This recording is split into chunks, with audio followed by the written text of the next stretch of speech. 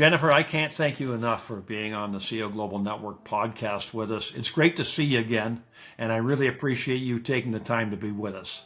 Thank you very much for this. Thank you so much for having me, John.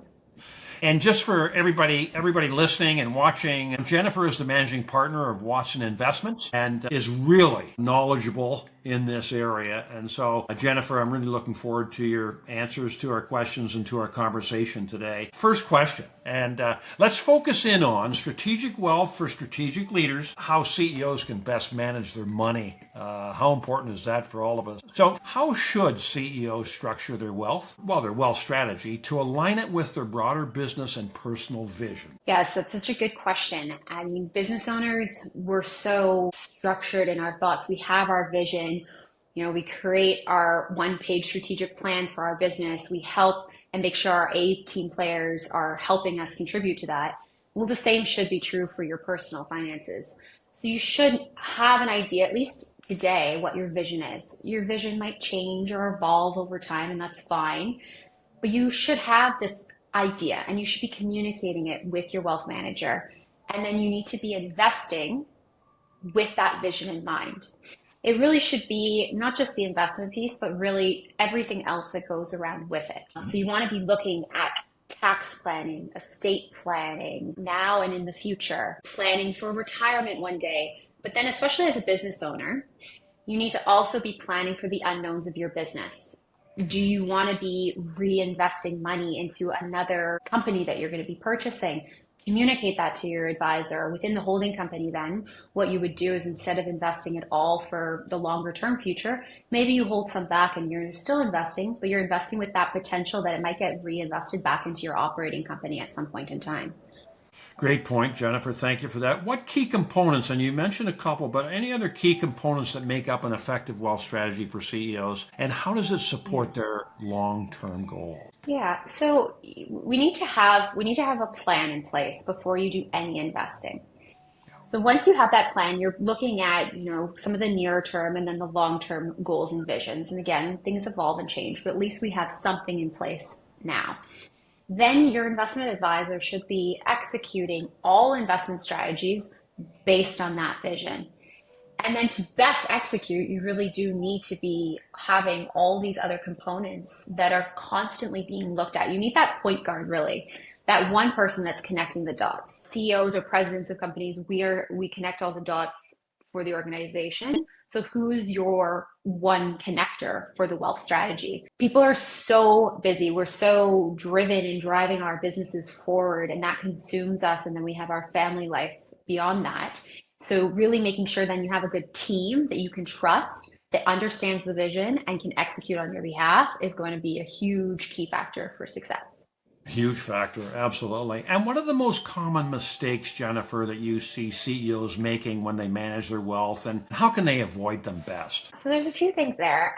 Mainly is, I think people are very competent and capable. I think you have to also check yourself in terms of, do you have the capacity? So you might have the ability to be a great investor. Do you have the capacity to do this, to do it as well as you possibly can while you're also running your business? And then again, is making sure that the investments are not just invested without looking at the bigger plan. For people who have stock options in companies, there you want to also be making sure you're being mindful. So some people, they accumulate the stock options and they just keep accumulating, which is great. And maybe you want to keep owning those stock options, but maybe you realize that too much of your wealth is tied up in your company where your job is, where the majority of your wealth has been built from these stock options. And maybe you want to have somebody that helps you manage and diversify outside of those as items vest, or as you feel like the exposure is too much, and to take some of that kind of growth off the table and put it somewhere else. And maybe you want 100% to stay invested in the company, and that's fine too. I just think it needs to be a mindful conversation, and then having somebody that actually executes it on your behalf to make sure that plan that's in place is executed while you're executing your plan, your vision for your business. Yeah, that makes so much sense. You mentioned A players just a couple of minutes ago. How does surrounding themselves with A players, an A player team, if you will, impact the CEO's wealth management and investment decisions? How does that help? Yes, if you have A players on your wealth management team, here you're saying A players, meaning we know that they're the best in the industry, they're the forward thought leaders in the industry, they're constantly looking at the changing environment and landscapes. But then you're also having that team, and that team is so important for continuity. When we have one single incredible person, just like if we had it in our businesses, we have that great person. But if we don't have the systems, the processes in place, we don't have other people that could help out in their role. Humans have life events. They have things that happen suddenly. It's the obvious one is retirement. A lot of people are looking at their advisor wondering if maybe they're about to retire and that's not going to suit their needs anymore. But you also have where life events can happen. So if you have that team in place, then you know that your wealth strategy always is being checked and balanced and actually executed on. Yeah, that's how important is that? Jennifer, how can CEOs ensure that their investments support both personal wealth growth and the success of their business? Yes, so our personal and our business are really intertwined as a business owner. So you do need to look at things together. We need to make sure that you're updating your investment advisor, even if you think about a cottage to buy or that other business you want to invest in, or maybe you forecast that the business is going to need an injection of cash for different reasons. And even just giving that heads up, then you can make sure you're investing accordingly. The other thing that's really important is when you're looking at retiring, we want to have a realistic picture for a cash flow projection around what retirement looks like for you. It will give you options for buying more properties if you're looking at gifting money to other people. It's just going to give you the information so that you can effectively make your decisions. And with our business owners, we need to know, what's the difference? What have we been putting through our business? What is now going to be put on the personal side? We need to understand how the two relate together. And it can be really powerful when you have somebody who is also a business owner on your team helping you through these problems that have answers to and can be answered and can have clarity to them. Yeah, no, that'd be so helpful. Absolutely. Jennifer, one last question, and then we'll wrap up. What role should a wealth manager play in helping CEOs align their personal financial decisions with their overarching vision? Yes, so the role of a wealth manager can make sure that there's a clear path to execute this vision, and then there's key metrics that we're tracking along the way. So cash flow projection being one of them. If you're plugging everything into the cash flow projection software and we're looking at, if things continue on this trajectory, what does the wealth look like in the future?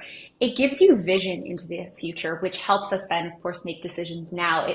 It helps us understand how the tax planning today affects tax planning tomorrow, affects the estate planning, affects our future generations. So if you can have this clear plan all along the way, you're going to just feel empowered to make better choices. And it's completely possible with a wealth advisor who has this defined process and the team infrastructure in place to make sure it's all executed upon. No, that's great. Well, thank you very much. And thank you very much for sharing your knowledge. I mean, you are so knowledgeable in this area. We really appreciate you being with us and educating us, quite frankly, in a number of things that are just critical for CEOs to get better at. So thank you so much for being on the CEO Global Network podcast, Jennifer. We really appreciate it.